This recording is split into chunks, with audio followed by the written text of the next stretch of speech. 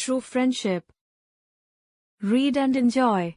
Let's read the story which tells us that true friendship is rare and should be treasured. It was the hour of twilight on the day of the holy festival. A group of village boys gathered. Amit and Ahmad came walking arm in arm and joined them. Both were wearing new clothes stitched that very day, identical in every respect, color, size and material. The boys were in the same class, at the same school and lived in houses facing each other at the corner of the street. The boys' parents were farmers owning about the same size of holdings and occasionally had to borrow money from the money lender to tide over difficult times. In short, the two boys had everything in common except that Amit had both parents living and 3 brothers, whereas Ahmad had only his father. The two boys came and sat on the pavement. Seeing them identically dressed, one of the boys asked, "Hey Amit, Ahmad, have you changed your identities?" This gave another boy a mischievous idea.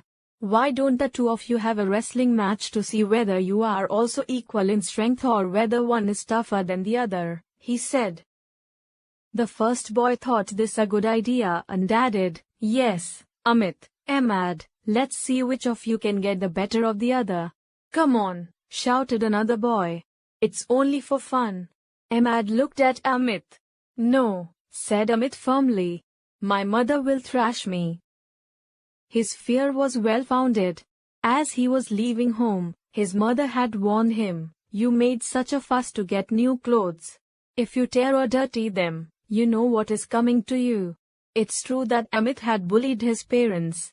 When he heard that Ahmad was getting a new shirt, he had insisted that he should get one exactly like Ahmad's or he would not go to school. His mother had tried to reason with him. "Son, Ahmad has to work on the farm. His clothes are worn out. Yours are still as good as new." "Who says so?" Amit had cried, widening a tear in his shirt with his finger. His mother tried another gambit. Ahmad was given a thrashing by his father before he was given his new clothes. "Would you also like a thrashing?" Amit refused to be put off. "Okay," he said defiantly. "Tie me up. Beat me. But you have to give me a shirt like Ahmad's." "All right," replied his mother, washing her hands off him. "Go and ask your father." Amit knew that if his mother had said no, his father was not likely to agree. But he was not the one to give up so easily. He refused to go to school, refused to eat and refused to come home at night. Finally, his mother gave in and persuaded his father to buy him new clothes. Then she brought Amit from Ahmad's father's cowshed where he had been hiding. Having left home smartly dressed, Amit was loath to do anything that would spoil his clothes. In any case, he was most reluctant to wrestle with Ahmad.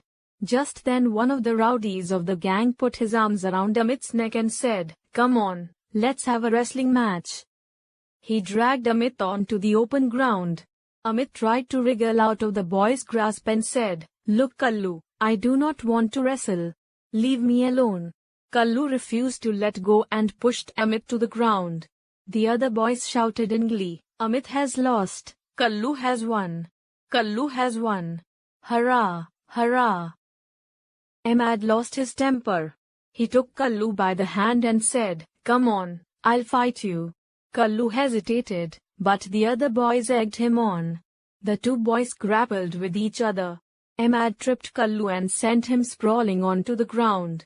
Kallu began to howl. The boys realized that what had started as a joke had become a serious affair. Afraid that Kallu's parents might beat them, they scattered and ran away in different directions.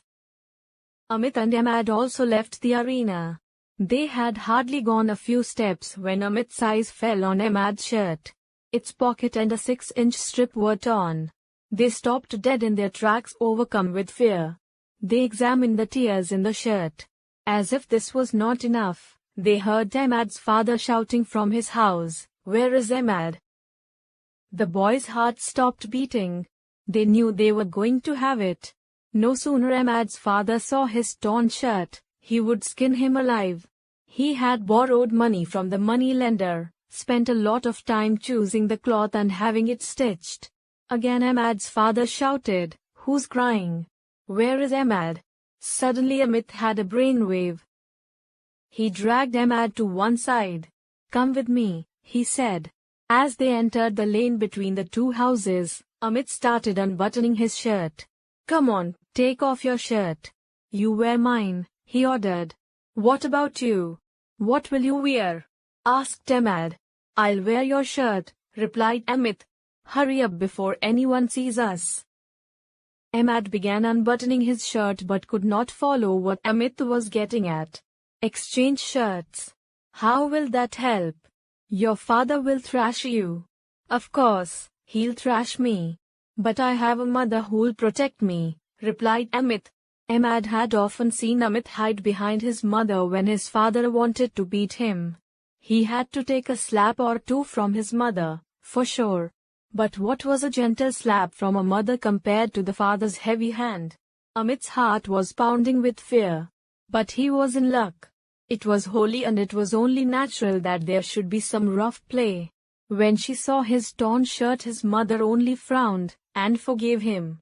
She took a needle and thread and repaired the torn shirt. The boys got over their fear and set off again arm in arm to see the holy bonfire outside their village. A boy who had noticed the exchange of shirts spoilt the fun by taunting them. "So you haven't changed, huh?" Fearing that the boy had seen them exchange their shirts, Amit and Ahmad tried to slink away. By then other boys also knew what had happened and set up a chant, "Adar badal, adar badal." The two boys tried to slip away but the gang followed them yelling, "Adar badal, adar badal." Fearing that the story might reach their father's ears, the two friends ran towards their homes. Ahmad's father was sitting on a cot in the front yard, smoking his hookah. He called out to the boys, "Why are you running away from your friends? Come and sit near me," he ordered. His gentle tone worried the boys. "It is just as we feared. He knows the truth and is only pretending to be kind," they thought. Ahmad's father, a Pathan, picked up 10-year-old Amit in his arms. He called out, "Vamini Bhabhi, from today your son Amit is mine." Vamini Bhabhi came out of her home, laughed and said, "Hussain bhai, you can't even look after one son, how will you cope with two? As from today, Vamini Bhabhi, I am ready to bring up 21 if they are like Amit," said Hussain in an emotionally choked voice. The Pathan cleared his throat and told Vamini Bhabhi that he had seen the two boys go into the lane. "I decided to see what the boys were up to," he said. The other women of the neighborhood also gathered round to hear what the Pathan was saying. What he had to say didn't take long. He told them how the boys had exchanged their shirts and said, Ahmad asked Amit, "What if your father beats you?" "And do you know what your Amit replied?" He said, "But then I have a mother." With tears in his eyes, Hussain said, "How true. Amit's reply has changed me. He has taught me what is truly worthwhile." The women were moved by the tale of Amit and Ahmad's affection for each other.